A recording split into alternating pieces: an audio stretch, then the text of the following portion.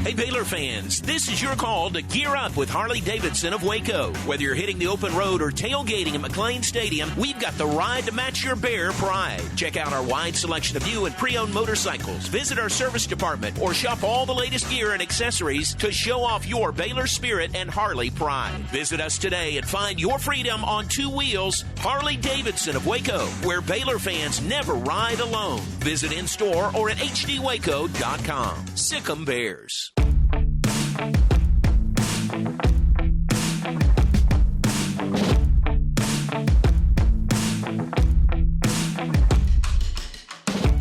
Everybody, and welcome to this week's Sic Em Podcast presented by Harley-Davidson of Waco. We're glad you are with us. We're back at Foster Pavilion. Great setup here. And who do we have for the podcast today? This is Ty Beard, Baylor's Director of Basketball Operations for Baylor Men's Basketball. Well, welcome to you. Thank you for having me. Well, this is great. Long time no see. Yeah, good. Exactly. Good to see you. Can we tell everybody that story? You are welcome to tell everybody. Ty had a little mishap, and his truck is in the shop.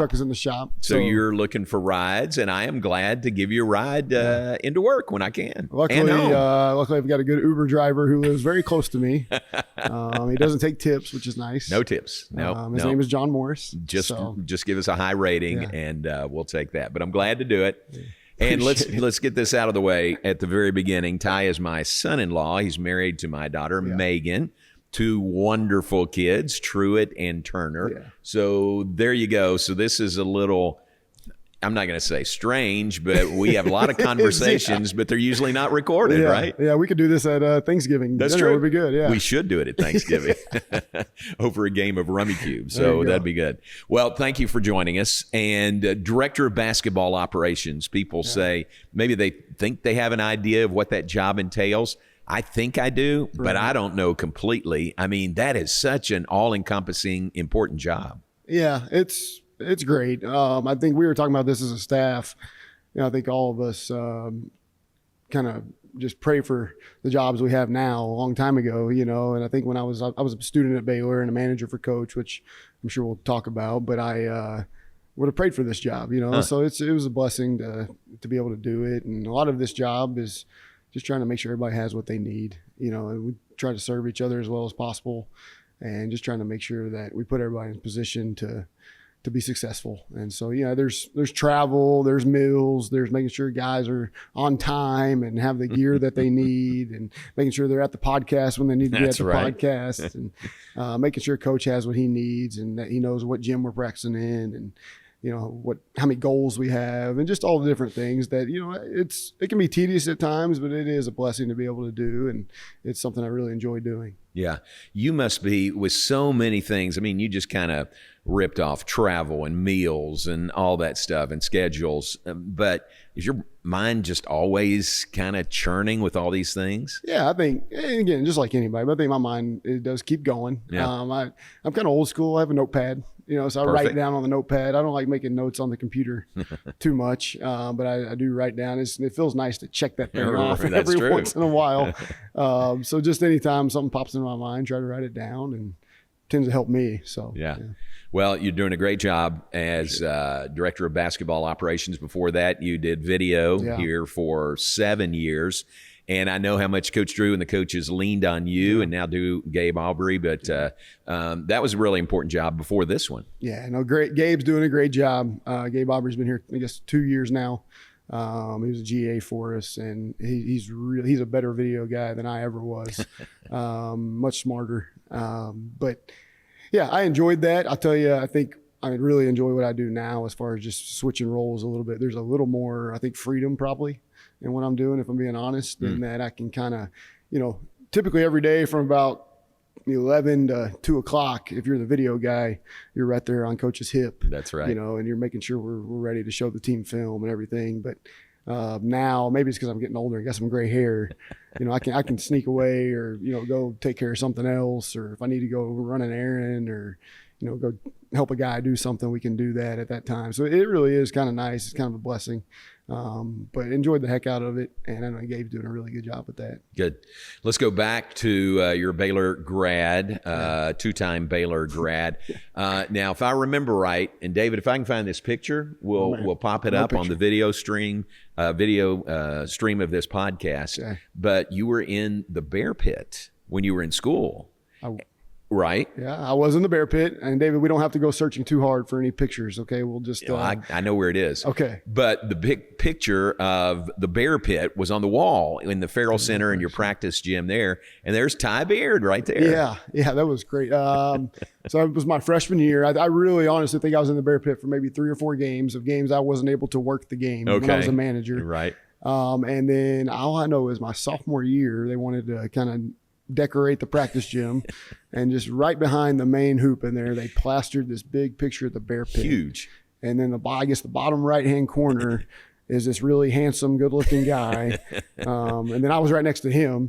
Yeah, but just with mouth open, yelling and screaming at the fan. And that haunted me. That picture haunted me for several years. Yes. But people would walk in the practice gym that weren't always in there, and they'd be like, wait a minute, that's you. Yeah, and I mean the face was probably, I don't know what, 5 feet by 5 feet or something. Oh, it's huge. It was pretty big. So yeah. I was hoping when they changed that out, or when you left the Farrell Center, you could have gotten that. Oh yeah, maybe we did. I found the closest dumpster and put it in there. Yeah. I'd put it up on a wall in your home. It'd cover a wall. Very but that goes back to your early Baylor days, a manager, and then a GA with Coach Drew. What was that experience like for you? It was amazing. So I'm from Midlothian, Texas, just about an hour down the road from here.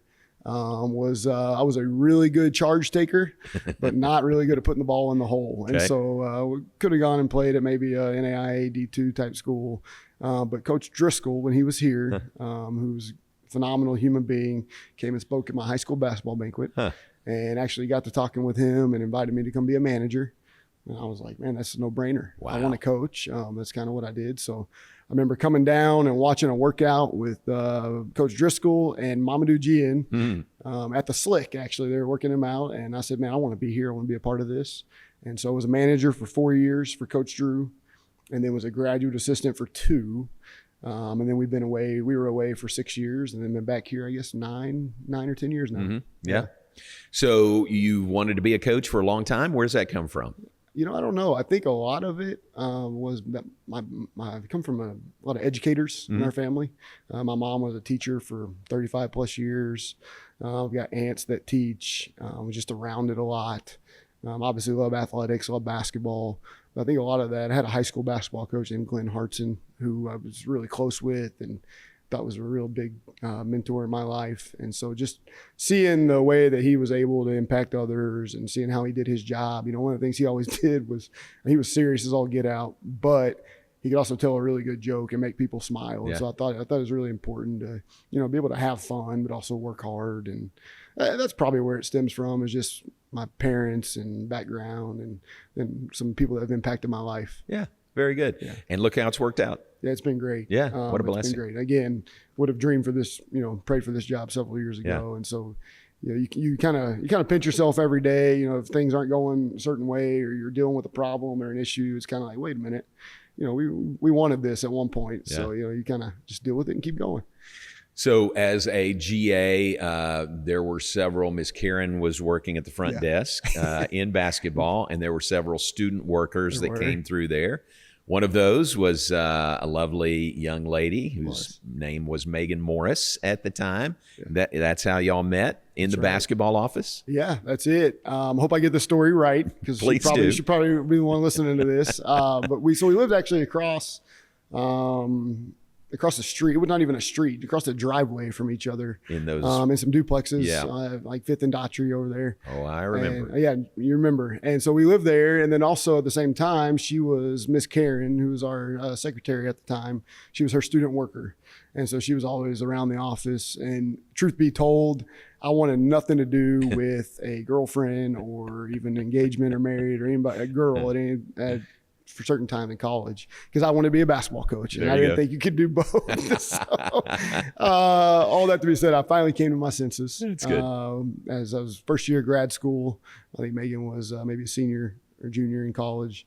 And so we started dating, and remember our first date, we walked, maybe our second date, we went to the movies, and no, I hadn't told anybody yet that Megan and I were dating. And so we walk into the movie. I have no idea which one it was. And there is Curtis Gerald's, Henry Dugat, Kevin Rogers, and maybe like Mamadou or something. They're sitting there, and I look up, and I'm in trouble. So the next day at practice, everybody in the gym knew that Megan and I were dating. Oh, that's great. It was really funny, but tried to keep it from people. And Waco's a small town at heart. Yeah, that's not going to stay quiet. No. In the basketball offices, that's not going to stay quiet. But it worked out really well for us. Very good. It worked out great for all of us. So congratulations on that. Thanks for sharing that story. Y'all marry, and you go off and coach. You left Baylor, coached at Oklahoma Wesleyan, and then John Brown University, and then got the opportunity to come back. Would have been 9 years ago to come back. Was that what was involved in making that decision? Well, so I think first of all, we should talk about when we left Waco, and Megan was the oldest of three. That's right. And I would also just say that, I think you and your wife, Terry, were very pleased that I took Megan 7 hours from the only place she had ever known at that time. So it actually was a great experience. So we were in Bartlesville, Oklahoma for 3 years. And we loved it there. It was awesome for our marriage. It was awesome for our family. I think everybody handled it super well, but I know there was some hesitation there, bringing the oldest child, first daughter away, moving her away from Waco. So we were there for 3 years. Then we went to Siloam Springs, Arkansas at John Brown University. And then, like you said, been back here 9 years. But yeah, it was a journey. You always, in your mind, you always want to be back in Waco as a Baylor grad. You always want to be back a part of the program, but you never know, there's so many talented people in our profession. And a lot of this, honestly, if it came down to talent, I might not be here, but it was a little bit of luck and the God thing. And so we were able to come back. I remember I was with Jason Beshta, who's a really good friend to this day, but was also the head coach. He was a Baylor grad. And I remember we were getting ready for basketball camp at John Brown, and coach called me one day and just said, "Hey, like you to come back, and I don't know what you're going to be doing, but we'll figure that out when you get here." Wow. And of course, I tried not to sound too excited on the phone. He had already Play called. It cool. Yeah. He had already called Jason Beshta before that and told him, so he knew. And he was like, "Man, you got to go." But it was exciting. It was really exciting for our family, and then to see, obviously we had some really good years and blessed to have a lot of people be a part of that. But then just see how the last 9 years have unfolded on top of the other, 11, 12 years that coach has been here. Yeah. Man, it's been amazing. It doesn't feel like 9 years, it feels, I don't know. It just feels like it's gone really quick, which is great. Yeah. What's the old saying? The days are long and the years are short. Yeah. And you could probably relate to that, but think about what Baylor basketball has done. And you've been a huge part of that in your time back here. Oh, it includes a national championship in 2021. Yeah, it's really amazing. Just starting back in 2003 when Coach got here, I came in, I guess, about a year and a half after that. And I think that was the first year that we couldn't play a non-conference schedule. And so we were practicing every day. We were having scrimmages, halfway through the week just to make it fun for the guys, And so then you go out and you play a conference schedule, and then all of a sudden you fast forward to be a number one in the country, and you do all these different things as a program. And then obviously we have the national championship in 21. And then obviously we've had a lot of really strong success since then. I think what you think about is the people, that have been a part of that. I might butcher this, but John Jacobs did a chapel one time, and it's like, what's better, the journey or the end? Yes. And it's the people. The answer. It's not the journey or the end. It's really the people that you're doing this with. And so it's right. That's 100% right. I think as coaches, we've been so blessed to have, it's the players, Ty Beers never hit a jumper.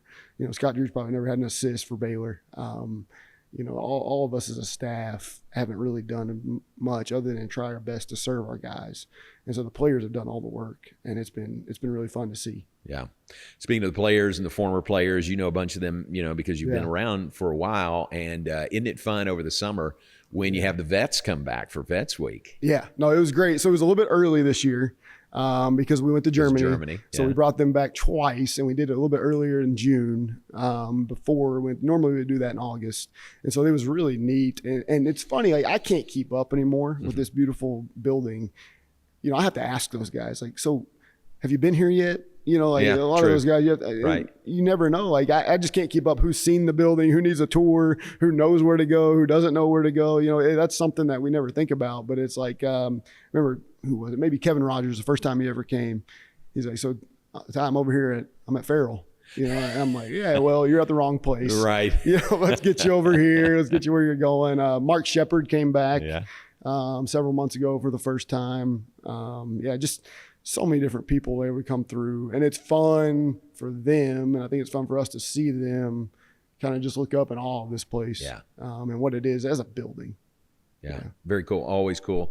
When they come back and anytime they come back, it's so fun. Y'all, it's such a family, you know, and those guys, you've done a really good job of keeping them engaged, staying in contact, and making them feel like, hey, they're Baylor Bears for life, you know, and we want them to come back any chance they have. Yeah, I think our staff has done a great job of that. I would say having guys like Melvin Hunt, who can really reach back a ways, you know, not to say Melvin's old by any means, but he can really reach back into some of those guys that he played with in that era. And then you bring in somebody like Tweety Carter, like obviously everybody in the world knows Tweety. I mean, Tweety's one of the best high school players of all time, one of the best college players to ever play. And Tweety has such connections. And then you got Jerry Nunez, who, I mean, he's been here, I think 16, 17 years now. And just all the different relationships. You got Jason Smith, who's been forever, Matt Rogers. You know, you've got so many different people that have touched other players in different generations at Baylor through coach's time. And, you know, coach has done a great job of making sure we're able to hit all those guys and really keep the connections going. Very good. Yeah. Season is right around the corner. You got another exhibition game as we tape this, and then the season begins on November 3rd. I know you in your role, you've got plans well in place for this season. Yeah, thank you for thinking that. I appreciate it. It means a lot. It means a lot. What was our conversation driving in this morning? Travel. Oh, travel. Yeah, we're always talking travel. Games. Yeah, I put him to work. So I think, first of all, you know, we had the GCU exhibition last Friday, and that was amazing. I'll tell you what. It was great. It always helps when you win the exhibition. Right. But I think overall, you know, it was at a weird time of day on a holiday weekend, but it was so cool. We've never done that before. It was so cool just to have fans have a chance to come in the building and watch us play. And I thought it went really well, which was really cool. And it went well from a logistics standpoint. But then this next Saturday, about a week from today, we'll get ready to go to Indianapolis, of all places, and play IU. And then we come home on November 3rd. So it's happening quick. Right. And there's a lot of logistical things that go into it. But like I said, I mean, at Baylor, we've got an army of people who are working on that. And the best thing I can do sometimes is say yes and get out of the way. So no, you do a lot. Okay, you got to tell everybody we're going to Indianapolis, okay, to play Indiana in an exhibition game. It's October 26th. That's right. Where are you staying? What's the hotel you've set up in Indianapolis? All right, so, well, actually, Coach left me a voicemail after I'd already done this and make sure we're staying at the Marriott downtown Indianapolis, which is where we stayed in the bubble. Yep. We were there for, 29 days total we were on the road. I don't remember exactly how many days we were in. 3 weeks in Indianapolis. Yeah, okay, 3 weeks in Indianapolis. And so I don't know when this podcast will come out, but I'm trying my best. I actually just got off a call. We're trying to get Coach Drew in the same room. Oh, the same room. The same room that he was in. Now, the one thing he never knew was that I was in the room next to him. And so I might stay in that room, I might not. But yeah, it was really funny. We were in Indianapolis for, again, 3 weeks. Yeah.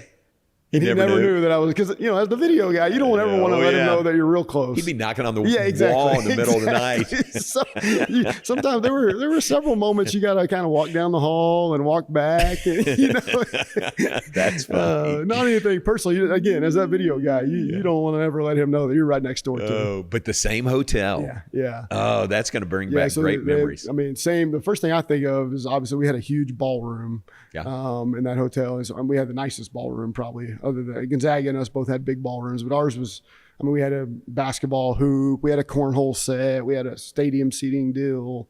I mean, we had the setup, we had video games going. So that'll be cool. I think we'll try to kind of take coach on a tour, that whole deal. Yeah. And at a Starbucks downstairs in the lobby. Oh, I remember that. Okay. There's a lot of Starbucks consumed. Because y'all were in the bubble. I mean, you couldn't really We leave. we did not leave that hotel. Yeah. There was I think it was a minor league baseball field across the street. Right. And so you could go outside and you could Yard time. run. Yeah. You could go outside and run laps or walk around laps around. But you still had to kind of keep your distance. You still had to kind of keep your distance in there. And so it'll be really neat. Yeah, it'll be good. We're going to be there for a short trip. Right. But I think there'll be about an hour and a half, 2 hour window where we can all kind of walk around. Oh, that's so cool. Yeah. That is so great. Good work setting up that hotel. It'll be fun. Yeah. Very good. Well, thanks for being with us. We appreciate it. Great to visit on the air. We visit a lot, but to do it on the air with the podcast, we appreciate it and appreciate all your good work. I appreciate you. Yeah. How many years at Baylor now for you? We're not talking Two or three. Okay. Yeah. Well, appreciate I was doing you. Melvin Hunt's games. I'll tell you that. Okay. So yeah, it was about 10 years ago. Got it. But thanks for being with us. We appreciate it. Great to be here. Thanks for having me. Ty Beard, it's Megan's husband. It's Truett and Turner's dad on the Sic Em Podcast, presented by Harley Davidson of Waco.